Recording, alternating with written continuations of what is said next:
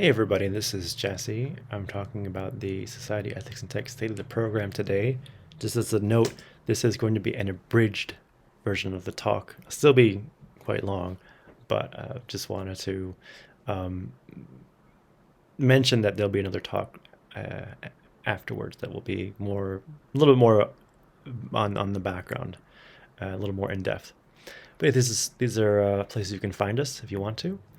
I wanted to start briefly with this quote. I won't go into it as much as the other video, but this quote by Carl Sagan is basically about, um, interfacing with technology. And part of a motive for SET has been how do we get non-technologists to have more experience and comfort with technologists in terms of relating? How do we get experience and opportunities to do that? How do we increase collaboration, understanding of making technology and using it, and how this shapes our lives and our experiences? So, going to be really broad and general for now about that, but I wanted to kind of jump in with this sort of as um, a large sort of reference point to build from. So, starting from there, we can move on. Welcome again, Open House 2022, State of the Program. I'm Jesse. This is me at Washington or University of Washington a little few months ago. At this lab, I'm assistant scientist, lab manager. I also manage some programs. And elsewhere, I have a small organization, JoePro, that's about funding and mentoring and helping some projects along in the area of innovation and some interdisciplinary work and professional development, sort of things like that too. I also work in health tech R&D as a information manager and a research associate, and I am also involved in Plot Twisters, who we'll hear a little bit about later on too. So, really quickly for today, I'm honestly going to breeze by much of the past, but I will allude to some of the motivation. I'm basically going to show some things, and if you're interested, please look at the longer version. And then I'm going to talk about the present and the future.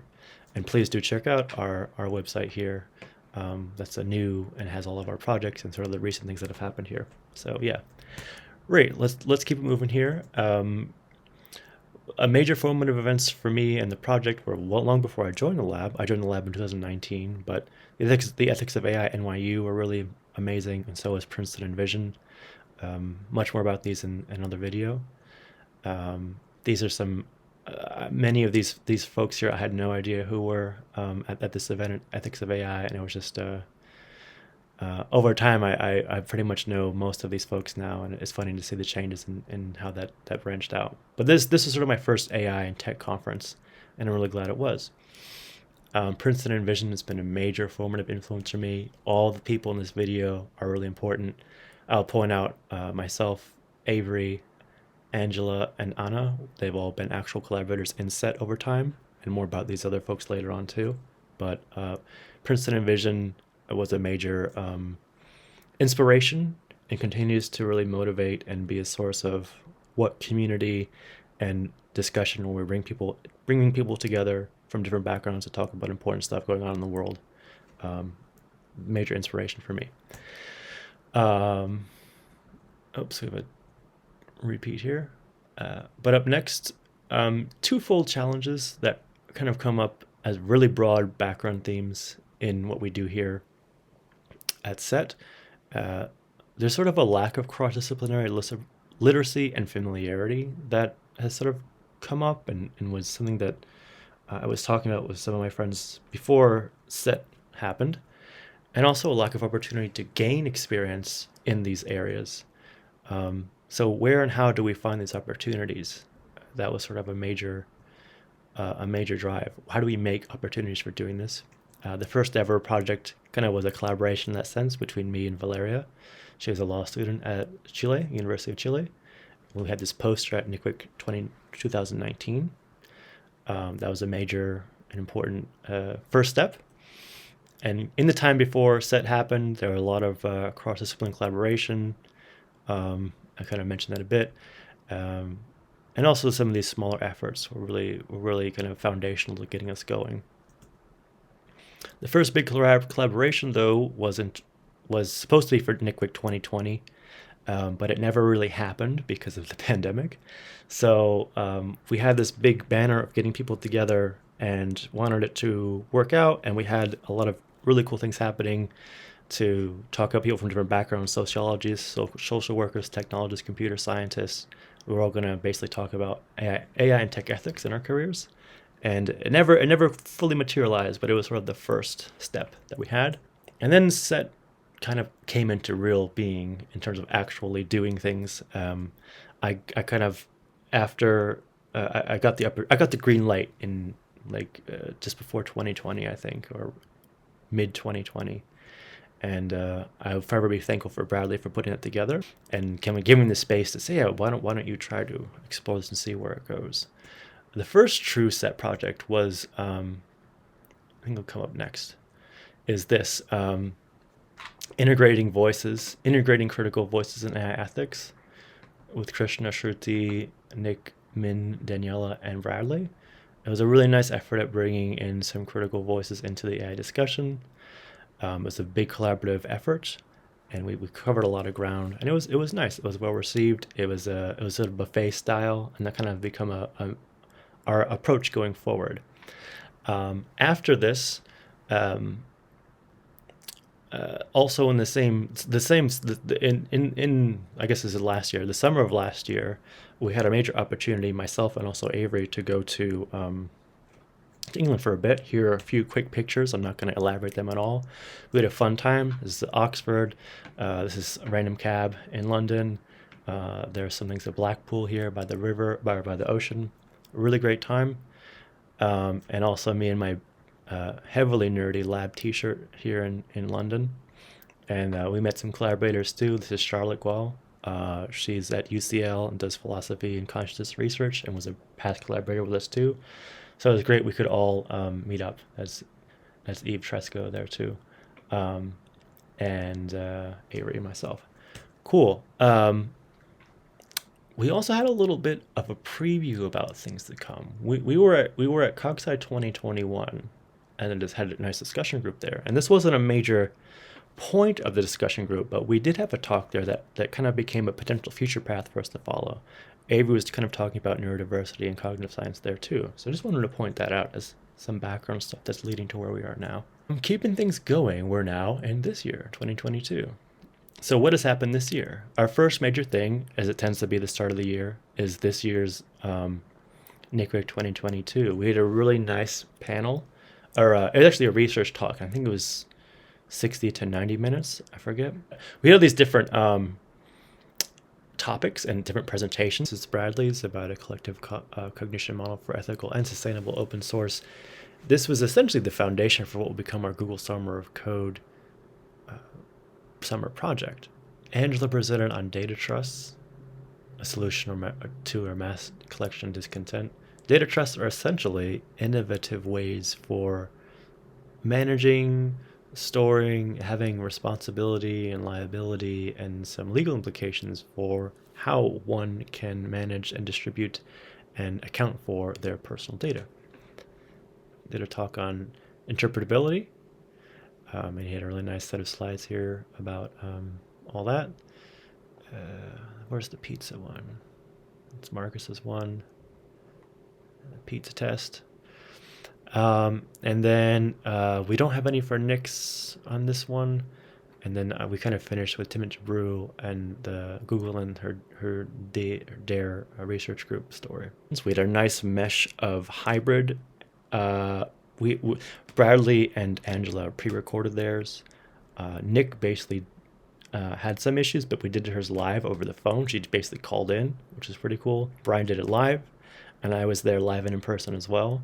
And Amaris helped us out. She was an intern from UAlbany and helped us out with this presentation. So it was really great. A lot of positive feedback from it. And it was really fun to kind of have a big buffet of ideas and put these different talks together under a nice research talk at NICWIC 2021. Here are some pictures from it. Brian had a great talk and great presence as usual. Here's buffet. Here's us being cool with our name tags. The chair is about supporting equality and access to education, supporting women in STEM and other minorities in STEM. Here's the program. I also helped host a male allies panel at the event and did some other things there. And these are some major collaborators who have always supported me. Dr. Jen Goodall, Dr. George Berg, and Michael Baumgartner, all from UAlbany. They've been major supporters of me and also NICWIC over the years. So it's a really great community there, especially for first-time folks. And we'll talk a little more about that later. But it's really about bringing people into comfort in their career and dealing with how do we prepare people to have successful and meaningful careers in technology, which is a major part of SET and also the lab in general here. Well, yes, we'll mention Plot Twister Sue, which is a really cool sort of external collaborator we're working with. What's next here? In chronological order, I'll just mention we also met up in Chicago this summer. Wow, I'm writing this in winter basically, and it feels like a long time ago. As Bradley and myself and Avery in Chicago, and also we had Plot Twisters in Chicago. Jenny and Avery, we hung out, had of course a virtual meeting because everything's distributed here. Had a really good time, and talked about things there. But yeah, what is Plot Twisters? This sort of a collaborator within SET in the lab, but in so many words, it's an online game world for nurturing self-reflection and emotional literacy. It's very much about how can technology enable sort of personal discovery, emotional literacy, self-reflection, and kind of giving you a space to grow and process a lot of things. And it's a very maybe human-computer interaction, but also creating spaces in a very different kind of way than we might normally do. So we're currently finalists in this IDO proposal. So I'll share this really quickly. But the lab is one of many partners here, and I'm really happy to see that happening. And yeah, these are kind of the things we're talking about in this group. If you're interested in this, please reach out. Right now, we're kind of in a world building part of it, and if we get this grant, we'll be able to push a lot of things forward. But more about that later. So if you're interested, let me know or check out our website there. Cool. I think we're at We Robot now. Yeah. So that was the summer, and things have been going really well with that. But for We Robot 2022, this was in September, so this is fairly recent, and we had a couple posters there. This one, which I'll talk briefly about here, is a really interesting mesh of this is not a standard poster, but I kind of put together a lot of things from what we've been doing in terms of looking at how sort of the current zeitgeist of how so much of our relationships are affected by online communities or virtually based or internet based relationships. And we went into a key question is sort of how,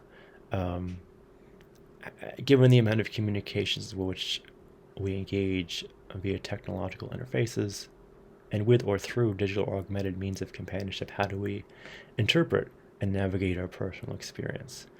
And very broadly, we kind of broke this down into some ways to looking at this, which involve looking at education in terms of teaching, professional development and training, and also looking at how research is being conducted, ethics and like moral implication of using or not using specific practices within sort of these technological arenas. And then specifically AI companionship as well. One of our case studies was about interpersonally focused chatbots. We looked at Wobot and we looked at Replica, which are two very different chatbots that try to understand the user and either try to, I won't say ingratiate themselves, but like try to get to know you better and help you have a relationship with them. Either one just getting to know you and having a variety of options for like a personal or beyond relationship, and then one trying to suggest things for your mental health in Wobot. Um, and then tech enabled spaces that empower personal navigation, and how technology is enabling more self awareness and self discovery. That's kind of what Plot Twisters is about in short version. And I'll mention really quickly about the research and education component in that we talked a bit about the lab and sort of what we're doing, and you may in the open house get a sense of how we're bringing a lot of things together, but kind of our core center spoke or spiral is sort of this education, open source, open science effort.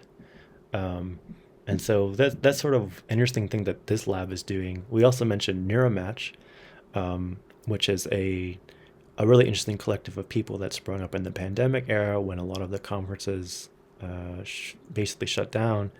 But folks came online to basically pop up and do neuroscience, cognitive science, psychology. They gave it a space for these conferences that were canceled, and it led into a really nice conference series that's still ongoing, and also a summer school in computational neuroscience and now deep learning.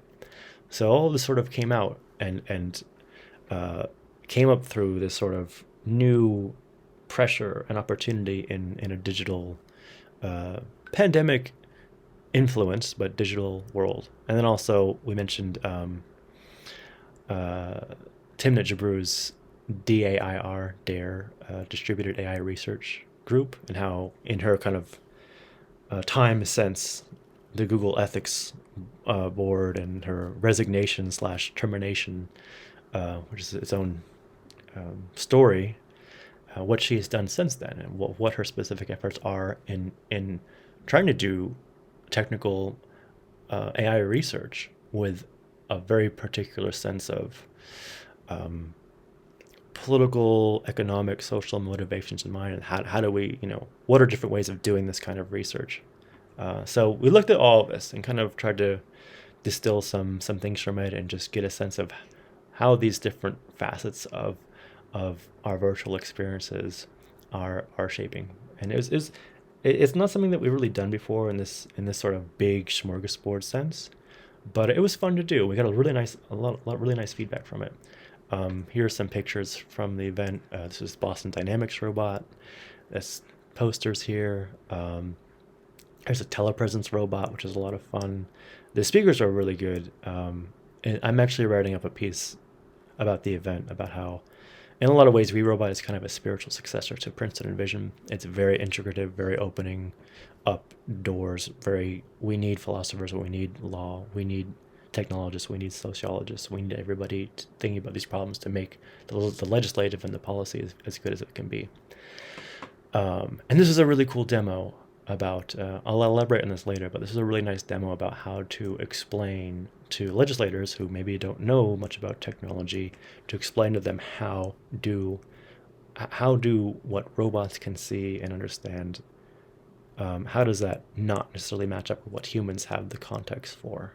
And just having a very clear example of here's what a robot can actually see and process versus here's the context that humans have that's much broader than that. And you need to, you really, a very visceral, simple toy, but important example of here's the difference between what this machine can do and what we might assume it can do. And that was a very interesting example. More about this later. If you're interested, you can ask us about it also anytime. And let's move on to the last parts of this year. We talked about NICWIC, we talked about Plot Twisters, which we're now a finalist, by the way, yes. We talked about WeRobot. And it's also been great to be a part of some reading groups. This was MIT Ethics Reading Group that I stopped in a few times on. And just being able to see what the people in the arena, in the training right now are doing. It's really been inspirational, and seeing it from a technologist perspective, looking at law, or looking at the future of technology, seeing it from a law perspective, looking at society, ethics, and tech, looking at it from almost a game design or a design or user experience interfacing with technology into self-discovery.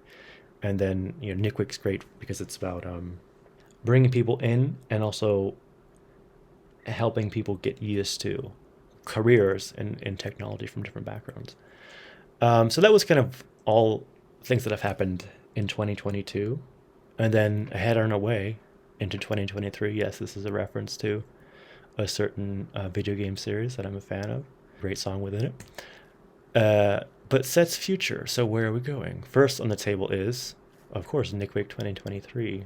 There's research talks, first time talks, um, uh, diversity and research posters as well. It's a really great event for those who, a lot of it's tailored to folks who haven't had much conference experience, which is a major um, important thing that we try to support here in the lab and in SET in general. But also, there's a lot of great things that are discussed from a professional development standpoint, but also like important need to know stuff about having a career in computing or technology. So some things that we're looking at talking about at this event, the submissions are due in a couple weeks, or the proposals. Neurodivergence, we kind of mentioned this a little bit before, but how is neurodivergence affecting either the workplace, or like what's the current, how are people interfacing with technology and neurodivergence? Interpretability and explainability is a longstanding concept. I didn't go into it much, but that's partly what Brian's talk last year was about this. Bradley's talk last year was actually about our Google Summer of Code program, our project. We had 3 successful candidates over the summer go through this, and it was basically open source technology, open source related ethics, and sustainability in open source communities. And we can definitely, I expect there to be some kind of a component to this in what we talk about, because we had such a good run that's led from essentially last April when we gave this talk over the summer. And then Brian also had a really nice involvement at UAlbany, where in a capstone project course, he continued this work. And where is that now in terms of making that even more accessible, which is great. And always there's AI ethics going on to talk about, either technically or in some of the social political stuff. And of course, Twitter is being, let's say, crazy, and who knows where it's going to be. And by the time April comes here, everybody's talking about going to Mastodon and having other ways of dealing with online spaces. So that's all kind of on the radar. And again, we're going to be continuing our Plot Twisters collaborations. There are a few things with Joe Pro about mentoring and creating opportunities that we're going to be talking about. And we definitely look forward to talking to applying to We Robot 23. I think it'll be a really amazing opportunity to continue work in this area. So stay tuned for that for sure. And in general, we're looking, some broad internship arenas we're looking at are AI fairness and law, which is maybe policy oriented, but that's something is always kind of on the table. There's a lot of different things in this area that we like to talk more about and have had past interest in. Explainability and interpretability, which is sort of maybe the crux of a lot of like specific machine learning focus on, you could say, AI ethics or AI safety. Just how do we create more transparent or robust or responsible AI? That's kind of always on the table too. Digital humanities. This is kind of maybe related to Plot Twisters or related to that We Robot poster that I featured here, which is about how is the humanities and sort of the personal journey and this sort of maybe more artistic or more broad and socially focused approach to what's going on with the digital humanities and our relationship with technology from that angle. And then finally, education accessibility. Accessibility, and this is kind of why I'm featuring Nick Wick here. Accessibility has been a big discussion directly and indirectly in the lab. A lot of folks have mentioned that they're interested in like how do I help further this? How do I do research about this? How do I get some experience in talking about the importance of accessibility in STEM or technology or education in general? So that's always on the table too. And I think that's about it here. Yeah. Again, here's some of our team members, past and present. Thank you everyone here in the list, from Valeria, Anna, Anusha, Morgan, Amaris, Krishna, Shruti, Angela, Bradley, Daniela, Min, Brian, Nick, Avery, and myself. If you are interested in any of this, please reach out to me. If you're seeing this and aren't quite sure about the relationship between set and the lab, I'm basically running the program, but it's underneath or within the umbrella of orthogonal lab. So do reach out to Bradley, and also myself, but reach out to Bradley about your interest in it, and you know, make sure you do all that stuff. But we're happy to accept internships and other applications of interest going ahead. We're planning out a lot of next year already, and really excited about where things are going. I'm personally feel really I guess I'll say blessed, hashtag blessed. But I'm really grateful that a lot of things have come together in the lab, and also like a lot of the partnerships that we've been able to make, and things that have happened over the last few years. And if you're really curious, there will be another video that goes much more in depth about some of the past stuff. But I think this is a nice enough overview for you now. So thank you so much for your time, and I hope you're having a good open house. And if you're curious about set, definitely let me know. And also, here's if you want to find anything else about the lab, please check out these links too. But yeah, have a great open house,